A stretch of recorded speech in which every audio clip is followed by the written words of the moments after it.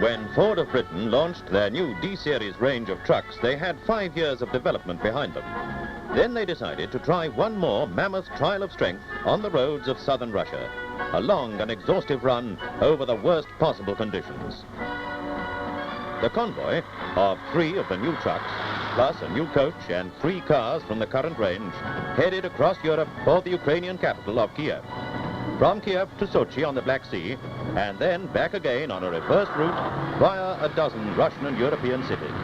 They had a target of 10,000 miles to cover, miles that varied from fast motorways to mountain dirt roads. A tough and uncompromising test of endurance, coupled with a great opportunity to show the flag and prove a British product on the spot. The timing of the trial was planned to coincide with the new truck introductions throughout Europe. Timing was an operative word, because an exact date had been announced when the convoy would reach Sochi. A date made with confidence, but leaving no margin for error. With Britain, Belgium, Czechoslovakia and Germany behind them, and 1,560 miles on the clock, they approached Kiev on the river Dnieper, capital of the Ukraine, and a city with 2,000 years of history.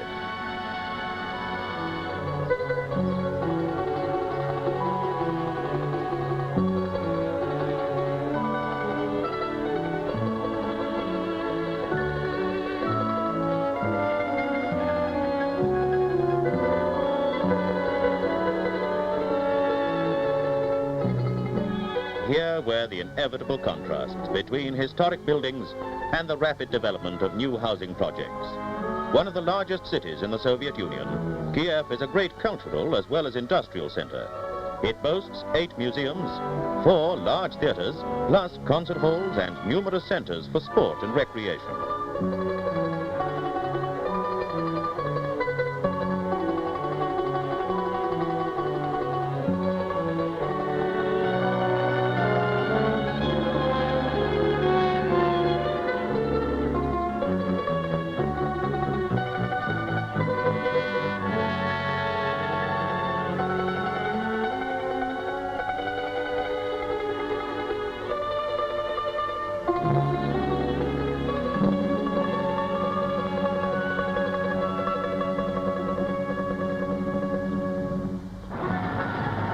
In Kiev, a party of journalists from 12 different countries and a group of truck experts joined the convoy to scrutineer the toughest part of the trip.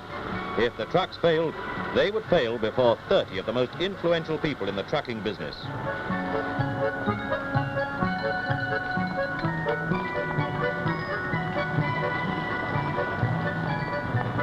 Meanwhile, everybody had a chance to look at life in a Soviet city, at the growing variety of goods in the shops, and to observe how the gap is closing in the retail buying habits between the USSR and the British High Street.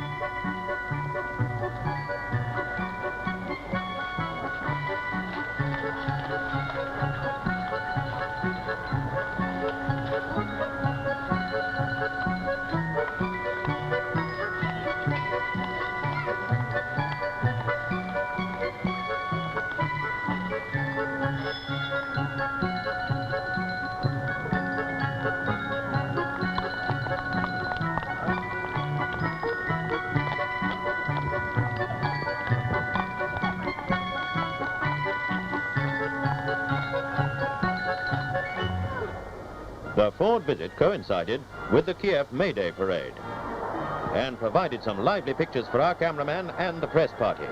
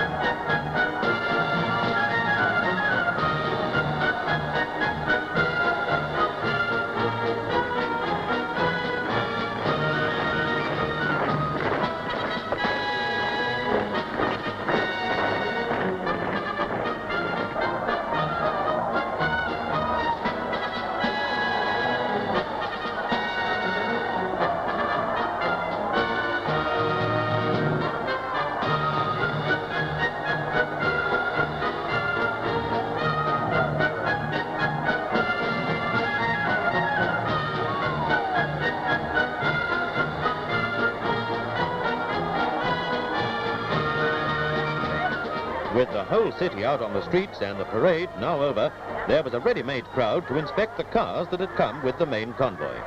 With as yet only 500,000 car owners in the whole of Russia, it is no wonder that such interest was shown.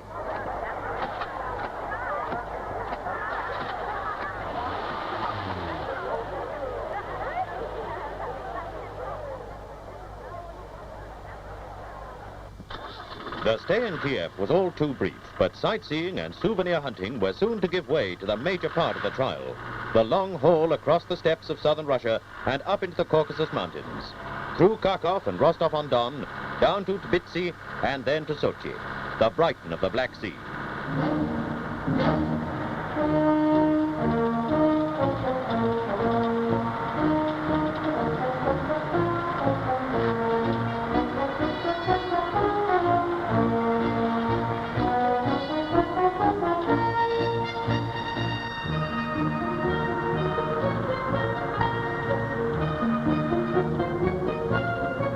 It is well known how the Russians take winter in their stride. The savage frosts and long periods of snow turning into torrential rains as the thaw plays havoc with road surfaces. Local inhabitants regard all travel at this time of the year as something of a hazard until the roads have had their annual refit and the ground has dried out.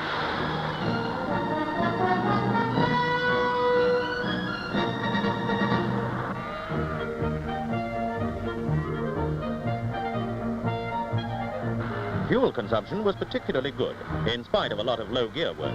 The welcome price of the equivalent of 30 shillings for 18 gallons of diesel oil was enough to gladden any truck operator's heart.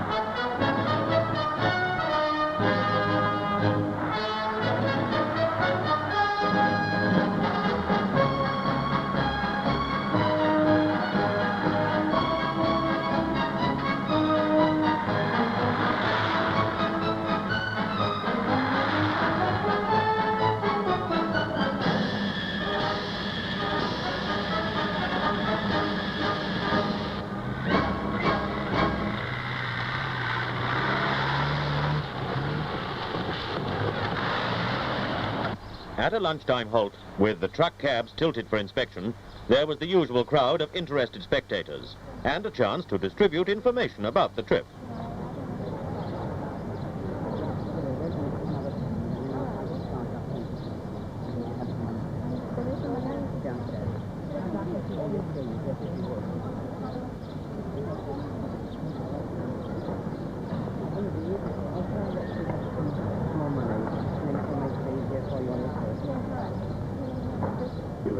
The press took traditional refreshment in their coach and filled in some time on a recording for British television. The coach party was a United Nations in miniature, and those from Scandinavia found certain parallels in the climate.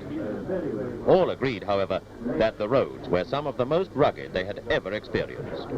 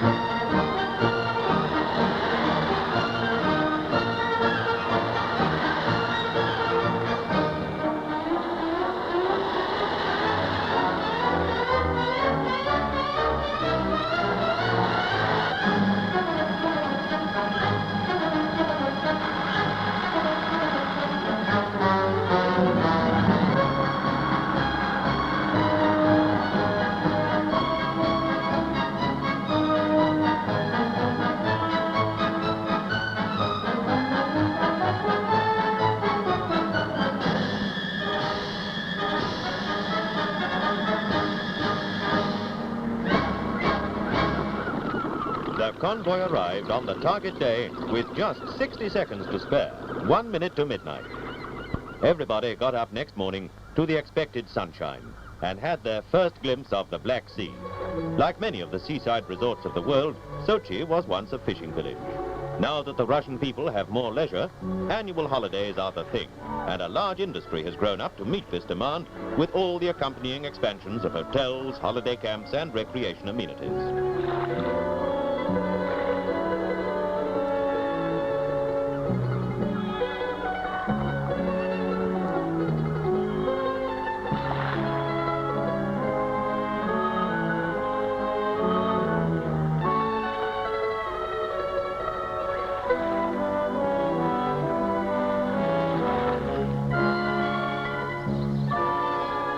Overseas visitors are increasing in the universal search for resorts, but the Russian people make up the bulk of the holiday makers, coming in their tens of thousands to lounge on beaches, walk through the many gardens, or watch the more energetic of their comrades on the sports grounds.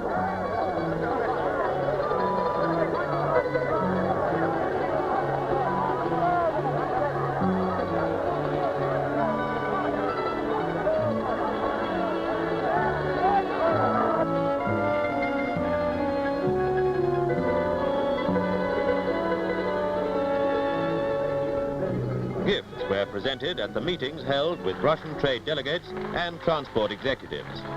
In this case, some Waterford glass from an Irish journalist for the Mayor of Sochi.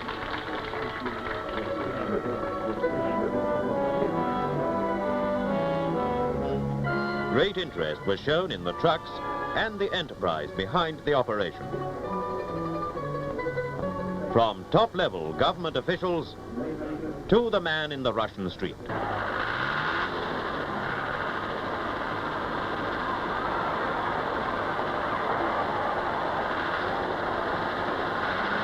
With the constant cry to prove British goods in the field, this was a 10,000-mile drive that really got off the ground. The engineers proved that the vehicles off the production line fully justified their faith in them. The press wrote enthusiastically of a wonderful trip. The dateline was Russia. The headline was success.